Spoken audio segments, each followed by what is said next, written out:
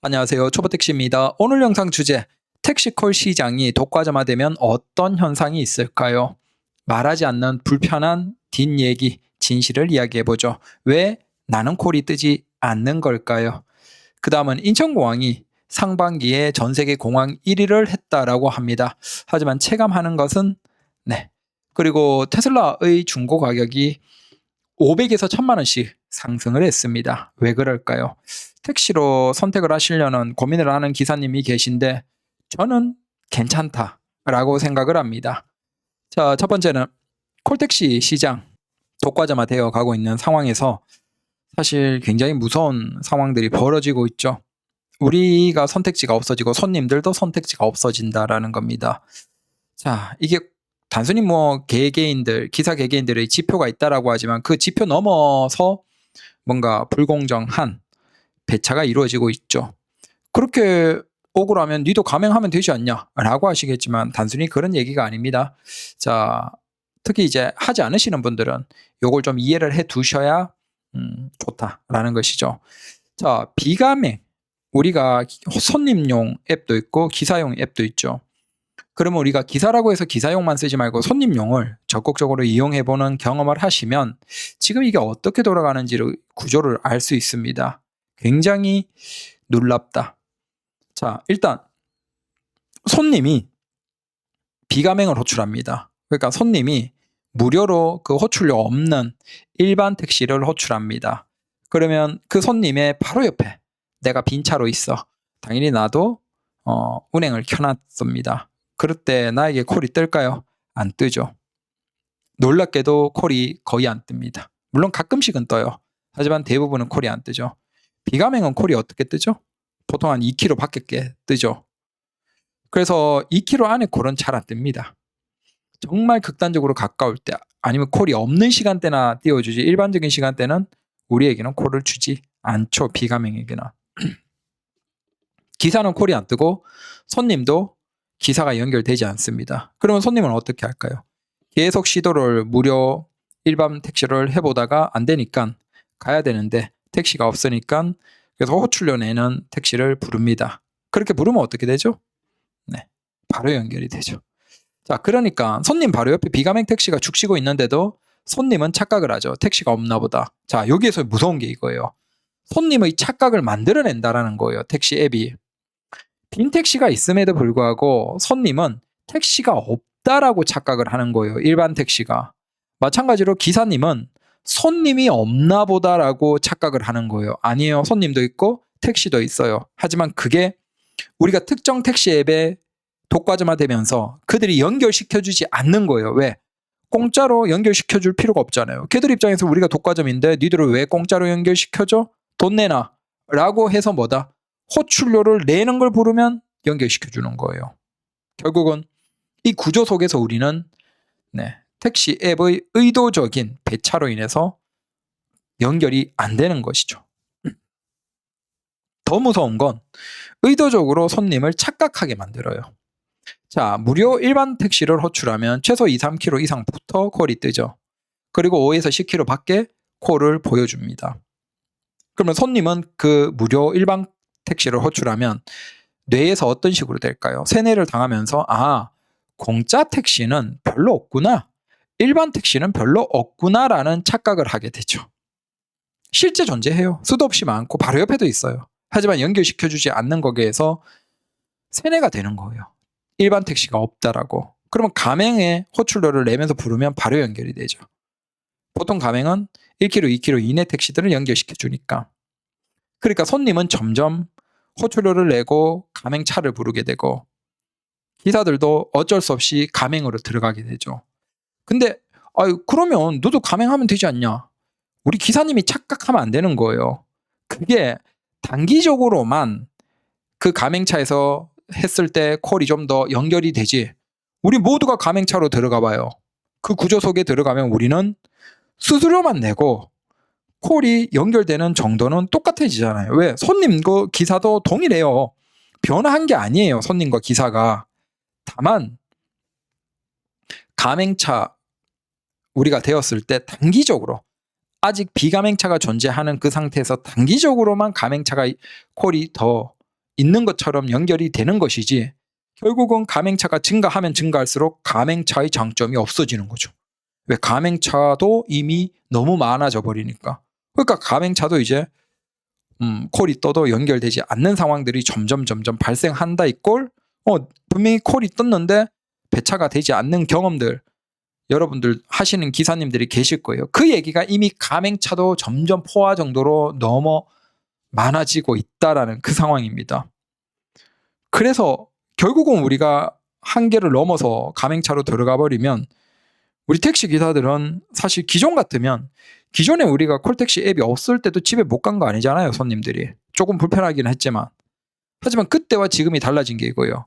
우리도 수수료를 내고 손님도 수수료를 내고 중간에서 콜택시 회사들만 그걸로 돈을 엄청나게 벌어 제끼는 것이죠. 물론 그들이 노력해서 이 정도까지 사람들을 모았다, 연결했다라는 건 인정을 합니다. 하지만 글쎄요, 이 구조가 과연 우리에게 긍정적일까? 모르겠습니다. 자, 여기에서 진짜 무서운 게 뭐냐면 요렇게 손님을 독과점화 시켜놓은 상태에서 저는 이런 독과점화 되어 있지 않은 상태에서는 무조건 미래의 자율주행 택시 시장을 우리 개인 택시들이 가져갈 거라고 봅니다. 자율주행 가능한 감독형 자율주행 되는 차를 우리가 사서 우리가 두 기능 모두 제공하면서 손님과 연결이 될 수 있거든요. 근데 무서운 게 뭐냐 하면 결국은 그 자율주행 택시도 사실 우리 일반 택시와 마찬가지로 돌아가면 효율이 안 나와서 그게 늘어날수록 오히려 수익이 전혀 안 나면서 회사가 엄청나게 투자는 많이 하고 차는 몇천 대 늘려놨지만 망해버릴 거예요. 근데 여기에서 무서운 게 이렇게 독과점화한 콜택시 회사가 자율주행 택시 시장에서 자기들의 자율주행 차에 우선적으로 콜을 배차해버리면서 인간 택시를 배제해버릴 가능성이 있다는 거예요. 그렇게 되면 우리는 굉장히 최악이죠. 그래서 우리 기사님들이 돈 벌겠다고 가맹하는 거 어쩌겠습니까? 먹고 살아야 되니까. 근데 어느 시점에는 우리가 그 가맹을 버리고 적어도 콜택시 앱 시장에서 한 3개 정도 업체가 비등비등하게 적어도 이런 식으로 독과점화 시켜서 본인들이 완전하게 유리하게 원하는 이들에게 콜을 주면서 기사와 손님을 마음대로 움직이는 이 구조는 우리 기사들의 노력으로 막아야 돼요. 그렇지 않으면 이들이 자율주행 택시 회사를 하거나 아니면 그 업체들과 같이 손을 잡고 그 자율주행 택시에게 진짜 24시간 콜을 최우선적으로 몰아주면서 사실 그건 굉장히 무서운 상황이 되겠죠. 그래서 사실은 근데 그런 선택을 할 수 있을까요? 내 밥그릇 내려오면서 택시업 전체를 위해서 행동할 수 있을까요? 어려울 거라고 봅니다. 그래서 우리가 그냥 지금처럼 가면 싸잡아 먹힐 수도 있겠죠. 잘 생각하셔야 됩니다. 자, 여기에서 좀 더 무서운 걸 얘기 드리죠. 고급 대형입니다. 왜? 자, 일반 택시도 콜에서 이렇게 제한이 되는데 그나마 일반 택시는 다른 기술이 가능해요. 길빵도 되고 그다음 다른 콜 사업자를 받을 수도 있어요. 하지만 고급 대형이 무서운 건 길빵도 안 되고 다른 콜도 받을 수 없어요. 오직 콜을 주는 것에 의존해야 되는데 자, 이제 여러분들이 왜 동료들과 적극적으로 소통하면서 지금의 상황이 어떤지를 객관적으로 봐야 되냐. 그 택시앱 회사들은 우리 기사들이 서로 많은 정보를 공유하는 걸 좋아하지 않죠. 근데 이런 실험들을 여러분들이 해보셔야 돼요. 특히 고급 대형 기사님들. 그러면 여러분들이 누군가는 락이 걸려 있다는 걸 바로 아실 거예요. 자, 동료 기사 몇 분이 모여서 누군가가 테스트 삼아 콜을 한번 띄워보세요. 물론 이렇게 부정적인 목적으로 쓰라는 게 아닙니다. 근데 콜을 띄워보면 어떤 현상이 있냐? 누군가는 콜이 안 떠요. 자, 동일하게 여러 명의 기사가 있어도 어떤 기사는 바로 콜이 뜨는데 어떤 기사들은 콜이 안 떠요. 문제는 이렇게 락이 걸린 이유를 우리는 알 수가 없어요. 자, 이 실험을 해보셔야지 내가 어떤 상태인지를 알 수 있어요. 그래서 어떤 기사들은 매출을 참 잘 올리고 어떤 기사들은 매출이 참 별로고 어떤 기사들은 콜이 연결 잘 되는데 어떤 기사들은 참 콜이 연결되는 시간이 긴 오래 걸리는 분들이 계시죠. 근데 이게 순진한 기사들은 자기가 어떤 상태인지도 모르고 그냥 주구장창 기다리고 열심히만 일을 하면 돈을 벌겠지라는 착각을 하는 기사님들이 계십니다.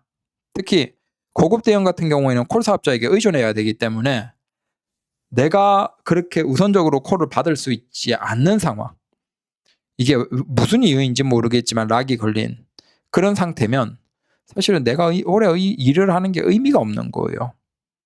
그래서 이건 우리가 알 수가 없어요. 이런 이유에서 고급 대형을 저는 추천드리지 않아요. 근데 이런 걸 좀 많이 해보셔야 되는데 모르겠습니다. 저는 불법을 하라는 게 아니에요. 여러분들이 어떤 상태인지를 확인해 보시라는 의미입니다. 자, 다음으로는 2026년 상반기 인천공항 국제선 여객수가 3,839만 명을 기록하면서 상반기 기준 세계 1위를 했대요. 근데 요즘 공항의 콜 상황을 보면 예전보다 확실하게 기사님들이 증가하면서 콜이 배차되는 시간이 좀 더 증가한 것 같다라는 느낌이 듭니다. 그건 아무래도 도심에서도 콜이 좀 줄어드는 영향이 있겠죠. 그래서 물론 지금 이제 피크고 피서철이고 더우니까 그럴 수도 있겠지만 확실하게 이런 현상이 있는 것 같아요. 지금 서울 기준으로 본다면 새벽 시간에 콜이 끊어지는 시간대가 점점 짧아지고 있어요. 물론 이제 금토나 뭐 이런 시간에는 괜찮겠지만 평일 같은 경우에는 거의 1시? 1시 전후로 해서 콜이 거의 끊어지는 현상이 나오고 그다음 그때부터 이제 한 몇 시간 동안은 비어버리는 거죠. 자, 그러니까 야간 위주로 하는 기사님들 중에서 주간으로 전환하는 기사님들이 많으신 것 같아요. 그렇게 야간 기사님이 주간으로 전환하니까 주간 기사님들이 좀 더 치이는 것 같고 그러니까 거기에서 공항으로 좀 넘어와서 일을 하시는 분들도 증가하시는 것 같아요. 야간에서 오신 분들도 계시고 주간에서 넘어오신 분들도 계시고 그러니까 공항에도 기사님들이 증가하고 물론 이런 것들은 결국은 시작은 전체적으로 손님이 줄기 때문에 그런 것이겠죠. 택시 손님은 줄고 있는 것이 사실이고 특히 이제 밤에 손님이 줄어들고 돈을 많이 벌 수 있었던 밤에 손님이 줄어드는 게 지금 크게 영향을 미치고 있다. 그게 밀리고 밀리다 보니까 공항에도 기사님이 증가하고 배차되는 시간이 길어지고 있다. 자, 그러면 지금 우리가 공항이 1위 한 이유가 중동 전쟁, 그 중동 쪽 공항이 주춤한 이유가 큽니다. 근데 이건 반대로 얘기하면 이제 전쟁이 풀리고 다시 돌아가기 시작하면 우리가 지금 정도를 유지하기는 쉽지 않겠죠. 자, 그러면 지금도 우리가 사실은 콜을 받는 시간이 조금 길어지는데 중동 전쟁이 풀려버리면 지금보다 콜 받는 시간이 공항에서도 더 걸릴 가능성이 있겠죠. 그래서 전체적으로 그냥 그런 것들은 조금 마음에 준비를 해 두셔야 된다. 지금이 좋다라는 생각만 하지 마시고 우리가 미래를 낙관하다가 부정적인 건 굉장히 좀 타격을 받죠. 우리가 미래를 부정적으로 생각하고 있다가 긍정적인 상황은 뭐 나쁠 게 없어요. 돈도 버는데 뭐 나쁠 게 있습니까? 근데 너무 낙관만 하다가 예상과 다를 때 우리가 좀 문제가 생기죠. 그래서 너무 낙관은 하지 말자라는 겁니다. 그 다음에 요거 마지막으로 테슬라 차량 이야기 한번 해보고 테슬라 차량을 택시로 뽑는 거 저는 나쁘지 않다. 물론 이제 적극적으로 추천드리지는 않겠습니다. 이게 또 원망하실 수도 있으니까. 근데 적어도 일단 저는 테슬라를 지금 한 28,000, 29,000km 넘어가고 있습니다. 3달 조금 안 됐는데 29,000 정도 타고 있고 아주 만족하고 있고 저는 아마 다음 차도 계속 테슬라만 살 것 같습니다. 일단 최근에 재밌는 일이 발생해서 요거 한번 얘기를 드리죠. 테슬라 차량들의 중고가격, 오래된 차량들의 중고가격이 500만 원에서 1,000만 원 정도 상승하는 일이 발생했습니다. 왜 발생했냐면 FSD라는 테슬라의 감독형 자율주행 기술이 있어요. 우리가 일반적으로 쓰는 그 이렇게 반자율주행 기술 있잖아요. 근데 그게 도심에서도 다 된다라고 보시면 됩니다. 그래서 출발부터 목적지까지 거의 뭐 운전자가 손을 한 2번, 3번, 개입을 한 5번 미만으로 하고 뭐 이를테면 저기 옥수동, 뭐 강남이나 옥수동에서 저기 인천공항까지 갈 수 있을 정도. 진짜 개입을 한 5번밖에 안 하고 5번도 안 하고 그 정도를 갈 수 있을 정도로 도심길도 다 갑니다. 그 기술이 지금 FSD라고 테슬라의 감독형 자율주행 기술입니다.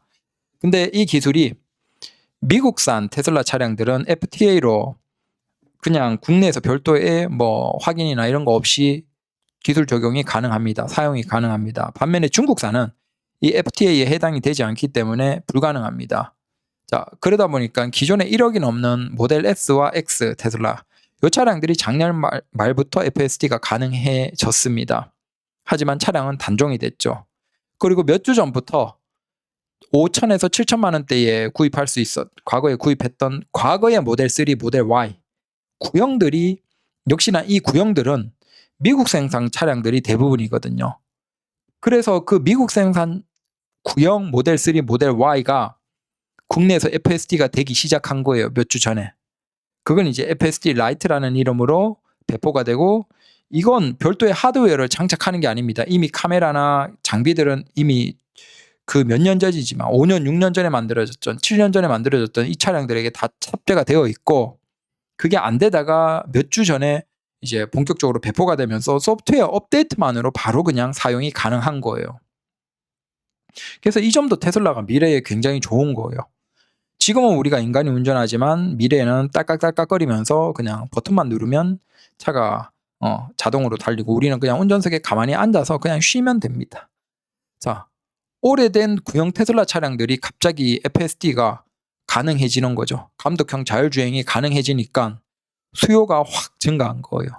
그러니까 단숨에 중고 가격이 처음에는 100만 원, 300만 원 그러다가 500만 원 오르다가 지금 거의 한 800만 원, 1000만 원 가까이 상승한 차량들이 있고 전반적으로 한 500에서 700만 원 이상 중고 가격이 오른 상태입니다. 왜? 이 FSD 기술로 인해서. 자, 그러면 생각을 한번 해보시면 물론 이제 중국산은 한참 늦게나 되겠죠. 제가 생각하기에는 이건 가능해지면 굉장히 충격일 거예요. 시장에. 그래서 일단 아마 이게 진행이 되려면 일단 기본적으로 현대기아차에서 기술이 나와야 돼요. 근데 현대기아차에서 이걸 단번에 하지 못할 거예요. 제가 예상하기에는 일단은 올 연말이나 내년 정도에 고속도로 위주. 자, 고속도로에서 손 놓고 자율주행으로 차선 변경하고 뭐 가감속 다 하는 그 기능, 뭐 핸즈온 그 정도의 것이 올 연말이나 내년 정도에 현대기아차에서 나올 가능성이 높습니다. 그러면 현대기아차에서 나온다는 건 현대기아차에서 인정을 받았기 때문에 그 인정 그대로 다른 기업들도 통과할 수 있겠죠. 물론 이미 이건 나왔습니다. 바로 캐딜락. 근데 캐딜락에서 엄청 비싼 거기에 뭐 GM 크루즈의 기능이라고 해서 탑재되어 있습니다. 결국은 테슬라 중국산도 아마 올 연말이나 내년 정도에 이 고속도로 상에서 자율은 가능해질 가능성이 있다라는 것이고 도심길까지 포함한 전체가 가능해지는 건 한 4, 5년 걸릴 수도 있겠죠. 근데 중요한 건 지금 이걸 사다가 몇 년 뒤가 돼서 이게 업데이트가 되면 지금 가격이 상승한 것처럼 지금 우리가 중국산 테슬라 차량들도 가격이 상승할 수 있다는 거예요. 그래서 지금 모델 Y 기준으로 본다면 차값이 4,999만 원에 전기차 보조금을 받기 힘들고 막 소진되는 곳들이 많아서 테슬라에서 자체 보조금을 지금 170만 원 정도 줍니다. 그러면 직접 구매하는 가격이 한 4,700만 원대 정도 생각하시면 됩니다. 거기에서 이제 뭐 이것저것 내면 한 5천만 원 돈 들어가겠죠. 물론 이제 국산 전기 택시보다는 비싸긴 해요. 그런데 이걸 미래를 생각하면 저는 이것도 괜찮지 않나. 몇 년 뒤가 됐을 때 이게 그 감독형 자율주행 기술만 가능해지면 그때는 이제 우리가 본격적으로 자율주행 택시를 돌리는 거예요. 자꾸 착각하는 게 자율주행 택시라고 사람이 없는 자율주행 택시는 우리는 운행할 수가 없어요. 우리는 무조건 운전자가 존재하는 하지만 우리가 운전하지 않는 자율주행을 할 수 있다라는 거예요. 그 기술이 지금 이미 이제 감독형 자율주행이거든요. 근데 이게 만약에 뭐 예를 들면 이렇게 운행하는 거죠. 이미 이렇게 운행하시는 기사님 뭐 YCC님이나 계시고 근데 그분은 이제 가맹이고 그러니까 그런데 뭐 이를테면 콜이 뜨면 그걸 손님을 모시고 난 다음에 아무래도 콜이 좀 많은 지역이 있잖아요. 그러면 내가 지금 손님을 모시고 도봉 왔다. 그럼 도봉에서 시청으로 가기 위해서 내가 운전해서 가잖아요. 그래서 시청으로 가는데 그걸 그냥 시청에 아무데나 내가 가고 싶은 번화가 쪽 목적지에 눌러놓으면 내가 가는 거예요, 자동으로. 나는 손발 안 하고 그냥 팔짱 끼고 가만히 앞만 보고 있으면 차가 시청까지 자동으로 가주는 거예요. 그러니까 콜바까지 가주는 거죠. 그럼 그 근처에서 내가 다시 운행을 하는 거예요. 하다가 손님 타면 또 운행하고, 그 다음 뭐 손님 타고 저기 송파에 갔다. 그러면 거기에서 또 방이동이나 아니면 강남 쪽으로 먹자나 뭐 이런 데로 찍어놓고 또 팔짱 끼고 가만히 앉아서 가는 거예요. 이런 식의 운행이 가능한 거예요. 그리고 손님들이 거부감 가지지 않으면 손님이 원하는 목적지까지도 이걸로 운행이 가능한 거예요. 그래서 우리가 일을 나왔는데 그냥 운전석에 가만히 팔짱 끼고 앉아서 손가락만 까딱까딱까딱 하면서 돈을 벌 수 있는 시대가 사실은 지금도 기술적으로 가능하고 한국에서 한 10여 명 정도 기사님이 계십니다. 지금 모델 SX 타시는 기사님이 한 3분, 4분 정도 계시고, 그 다음에 구형 모델 3Y를 운행하고 계신 기사님들 중에서 FSD를 쓰기 시작한 기사님들이 대략 한 6분, 7분 정도 계신 것 같아요. 그래서 지금 한국에서 이미 한 10분 정도는 우리가 미래의 그 자율주행, 감독형 자율주행 시대를 이미 지금 경험하고 있는 거예요. 그게 손님이 그러니까 지금 이미 경험하고 있는 거죠. 그분들이 유튜브 영상을 올려주고 계세요. 근데 지금 테슬라 모델 Y, 3 같은 걸 사면 가격이 조금 비싸긴 하지만 이건 늦어도 한 4, 5년 내로는 되겠죠. 빠르면 한 3, 4년 내로 좀 해주면 고맙고, 그럼 그때가 되면 우리는 자율주행 시대에 그냥 운행, 택시로 바로 전환이 가능한 거예요. 차를 안 바꾸고. 그건 월 이용료가 15만 원입니다. 일시불로 팔긴 하는데 일시불로 파는 건 이제 곧 중단이 되고 없어집니다. 전 세계적으로. 다른 나라는 대부분이 없습니다. 그리고 월 비용으로 15만 원을 결제해야 됩니다. 이 월 15만 원을 결제하면 무한대로 쓸 수 있어요. 그럼 우리 택시들은 엄청 좋죠. 무한대로 15만 원만 내면 손가락만 누르면 자동으로 콜바까지 가지고, 내가 도봉상구에서 노도강에서 가도 꺼릴 게 없어요. 왜? 노동강까지 가는 것도 내가 운전하는 게 아니야. 그 도심길을 가자고 해도 화를 낼 필요가 없어요. 네, 알겠습니다. 그리고 팔짱 끼고 가만히 가면 돼.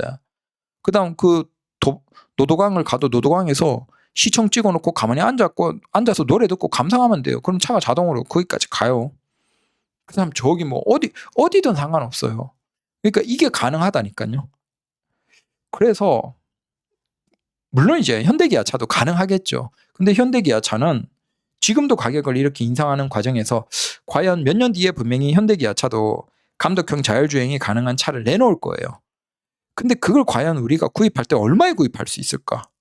그걸 진짜 좀 저렴하게 한 2천만 원 후반이나 3천만 원 초반에 가능하게 나올까? 저는 그럴 가능성이 낮다라고 생각을 해요.